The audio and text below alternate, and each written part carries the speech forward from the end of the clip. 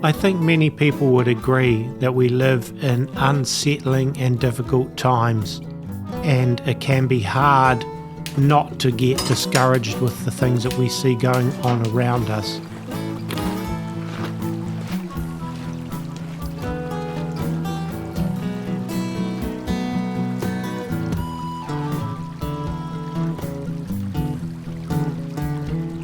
It can be difficult not to be overwhelmed by the constant changes in world events that seem to spiral downwards and with an increasing intensity. And sometimes it's important to be able to escape from the world as best as we can. Now, we may not be able to escape from the world fully or permanently, but it can be important for peace of mind to have somewhere that we can at least temporarily escape to.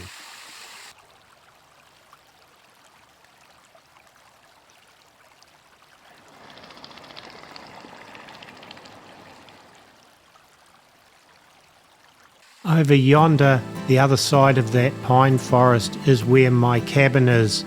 You can't really tell from these pictures, but it's quite a steep climb to get up there, so I'll spare you hearing me huff and puff as I do the walk up to the cabin.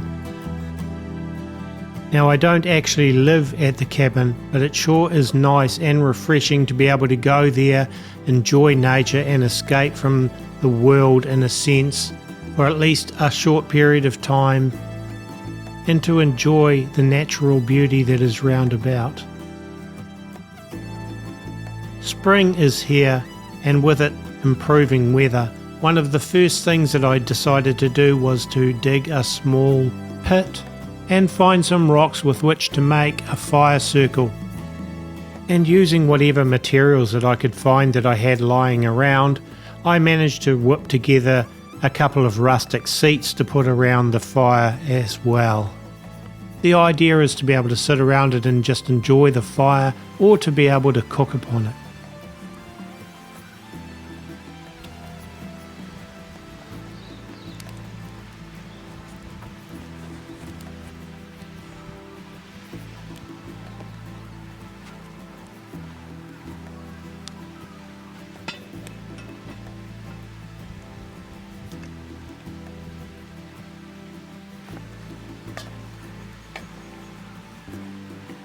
On this occasion, using a cast iron camp oven with a stew of my own making with no particular recipe, just using whatever vegetables and ground mince meat that I had, black beans and diced tomatoes from cans, and also some herbs and spices.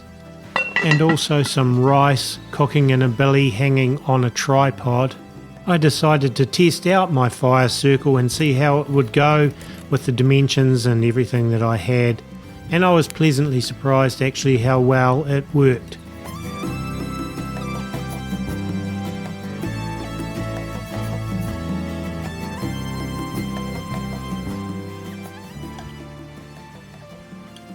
I mentioned earlier about the unsettling world events that are happening around us and the potential for economic collapse and other things, and war escalating and so on in the future.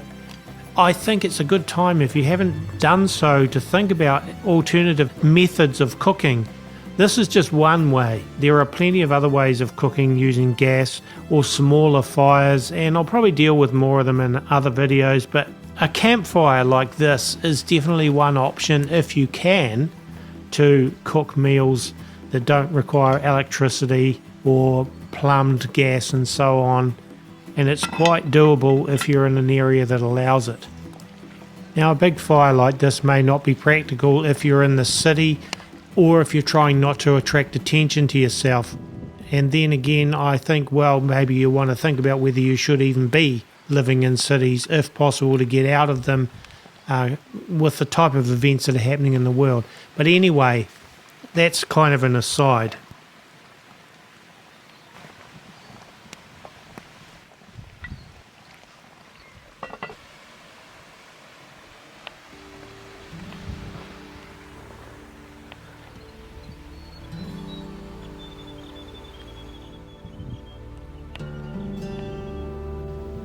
Sitting around a campfire can be a good place to reflect on life and to think about what things are really important to you. Good. It can be a good time to think about what your priorities are, and even time to get alone with God perhaps and pray and ask Him for guidance as to what He would want you to do in the days that we have at the moment, while perhaps there is a window of opportunity to make changes.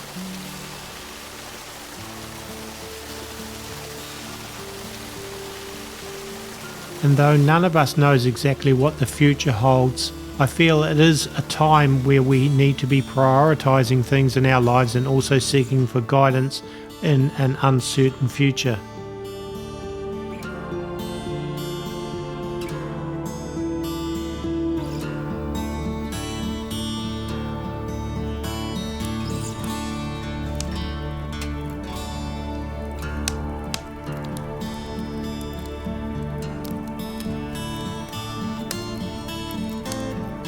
My cabin setup is pretty small, and it's constantly evolving as I add things and change things and develop things.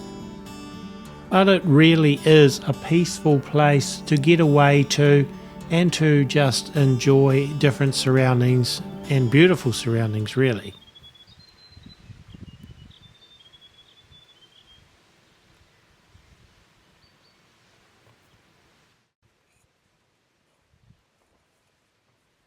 And let's face it, whatever your surroundings are, somehow they always seem better if you have a nice hot cup of coffee to sip on and to contemplate what is and what might be.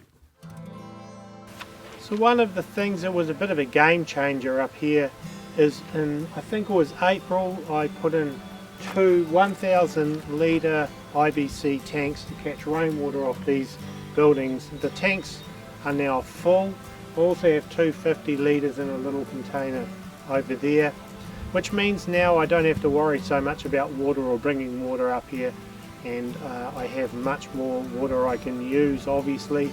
And so now I've built a shower building, which I'm going to show you. So I came up with some basic ideas and a rough plan on how I wanted to build a sort of rustic outdoor type shower, one that would look good, be functional, and also keep the weather out so that you could use it, well, pretty much in all weather if you have to.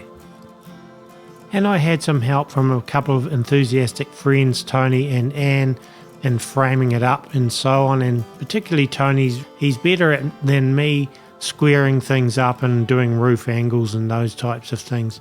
So I was very happy to have their help. I like the board and batten look. It's very traditional. And in this case, rather than using 10-inch boards, I used 6-inch fence paling boards, as well as battens that are designed for plywood buildings to create the structure, the outside covering for this shower building.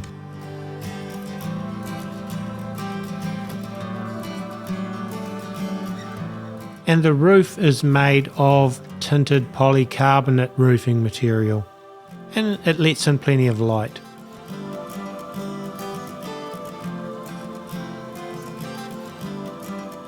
And this is the view of the inside of it as seen from across the way in the little outhouse bathroom. And so there's easy access between the two little buildings.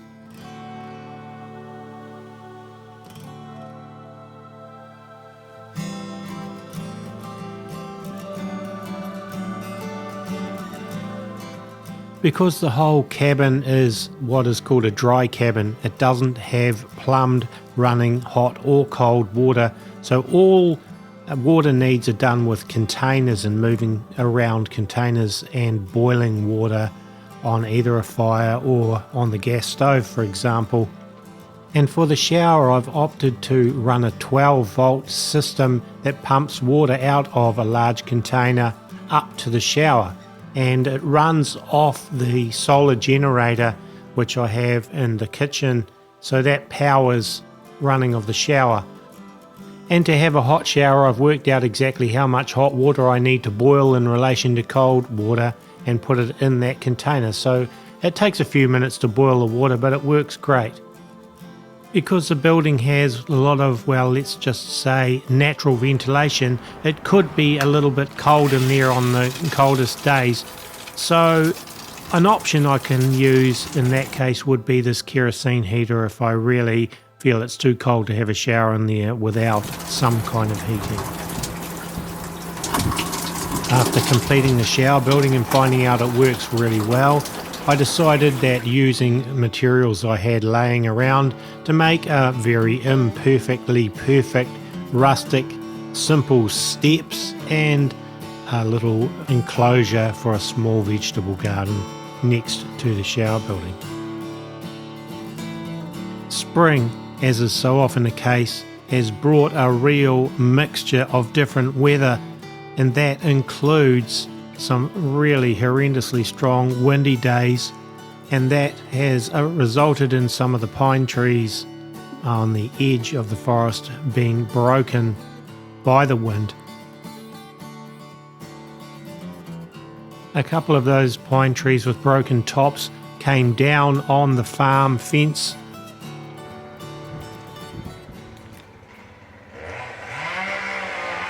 And here you can see Bruce cutting some of those branches and treetops off his farm fence,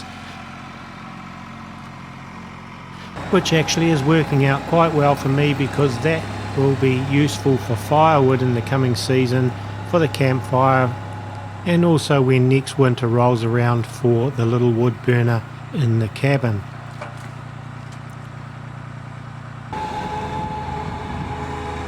And thanks to Bruce for delivering it over to where it's easy for me to cut right on site.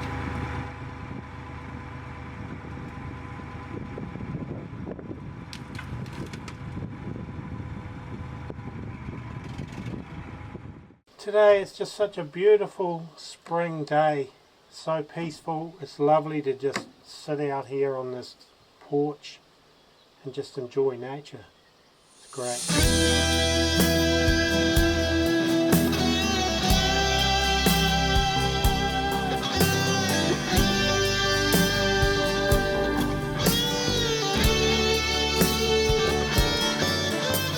Cabin living can be full of challenges, but also can be a lot of fun.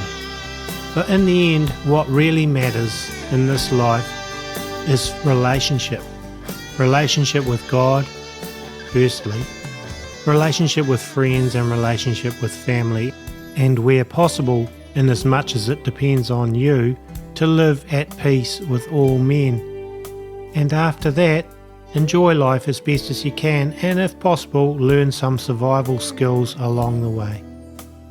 If you've enjoyed this video, please remember to like it and also subscribe to us at A Minute to Midnight.